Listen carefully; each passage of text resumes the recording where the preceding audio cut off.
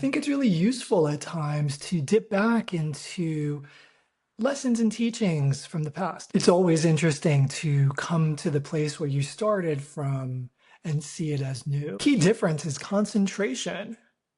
It's the concentration that keeps the reverberation going. Hi, everyone, and welcome to the Reflection Connection podcast. I'm your host, Vince Jameson. I've been sharing my journey basically in the last couple of weeks. And in last week, we were touching upon really getting centered and the mantra of I am in this moment that I am.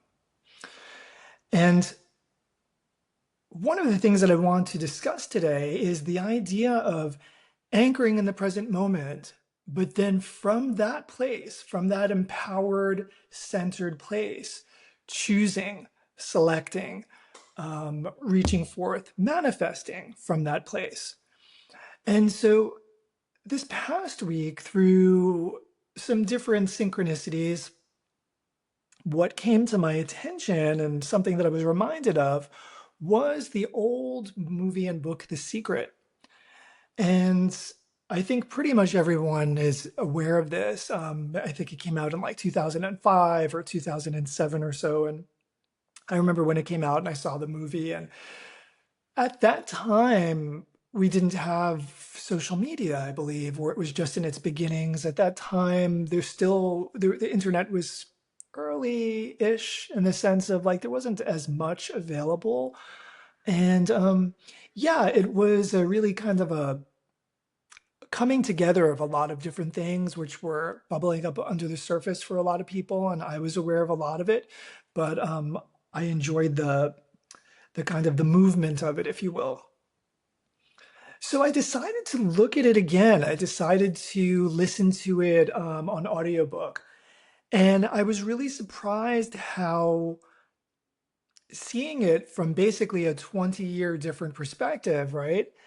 Seeing it as what is still valid, what I think is working and has value, and some of the ideas that were actually presented that could be emphasized for our day and time. And so, yeah, I think that, if I'm recalling, at least from my perspective, around that time, and then a lot of people started getting into Abraham, which I did, but it really grew in popularity as well, I think even before that. And I think that the whole law of attraction became kind of a trend and almost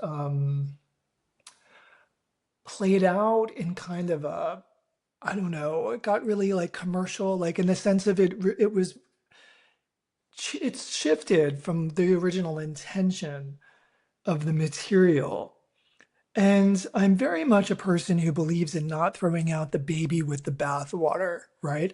So just because a lot of crap came out of it doesn't mean that, some of the core principles aren't valid. And I was listening to it kind of with fresh ears.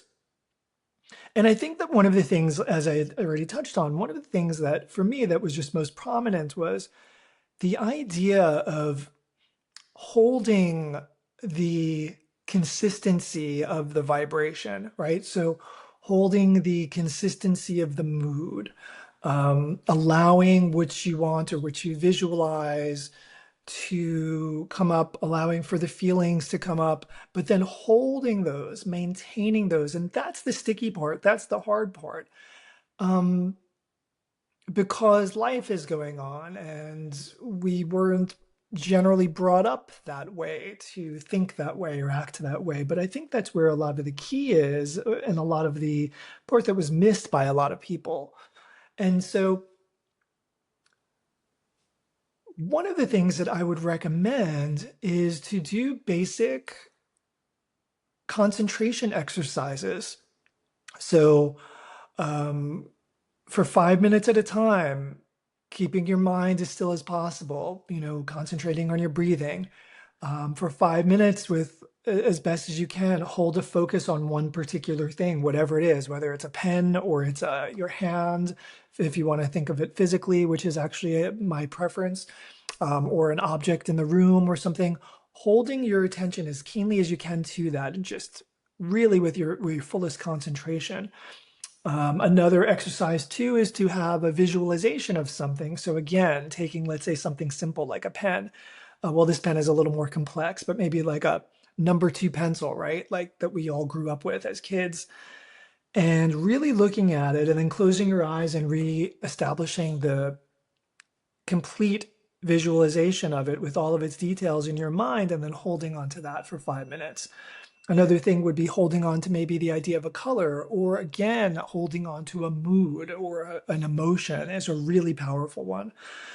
Because that, I think, is one of the key factors for a lot of people, is just not being able to maintain that high vibrational, or the emanation of the reverberation that you want to have, which is not at that moment part of your norm, which is why you want it, right? So if you're wanting additional income, or you're wanting a certain lifestyle or a certain level of freedom, your everyday experience probably is not having that as of yet in the past, right? Previous to the moment. And so it's not a practiced state. Otherwise, you probably wouldn't have wanted it so much. And so when you're wanting it, there's the idea of visualizing yourself having it, concentrating on the feeling of having it, right? But then holding that feeling, which can feel foreign, and learning to do that and to come back to that feeling or anchor it with maybe a visualization or something. But then letting go of the expectation that it's going to work out exactly the way, or it needs to work out exactly the way that you wanted or visualized. And also not getting caught up in the environment that you're in, because this environment was created by the past experience. What you're doing now is slowly building to what we would all consider as our future. And so you have to allow a certain time for it to anchor and establish itself. And I think that's the sticky point, especially since these days we've all been, guided to be less and less patient. Everything's kind of instant and we want it even faster. If Amazon takes 2 days, we want it in one. If it takes one day, we want it now, you know? And yeah, it's something which can be challenging, but it can be quite rewarding as well. And so I would encourage everyone to maybe dip back into those things, because I really found it to be, hearing it from a different perspective 20 years later, or approximately 20 years, I really found it to be still very, very useful. And I think a very useful reminder, since many people are experiencing times right now where the outer world that's being reflected back to us, the experiences and the things that are going on in the world, there's a lot of nonsense, and a lot of it is less than joyous. And so having things to want and having things to be excited about, and playing in that energy of just holding those kinds of upper level positive vibrations, I think can be really useful. So we'll keep it short as a takeaway today. Again, it's on Spotify, it's on YouTube. You can find it for free everywhere.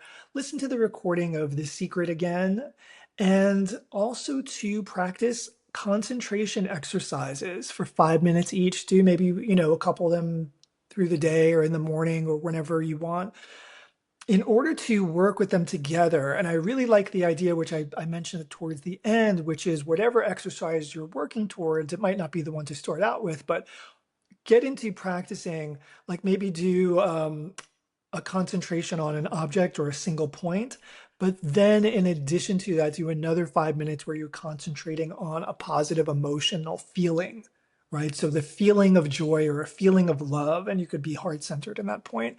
That's a really, really useful combination. On that note, I hope this was helpful and inspiring. And again, I'm always here just reminding you of all that you already are and all that you are already connected to. Until next time.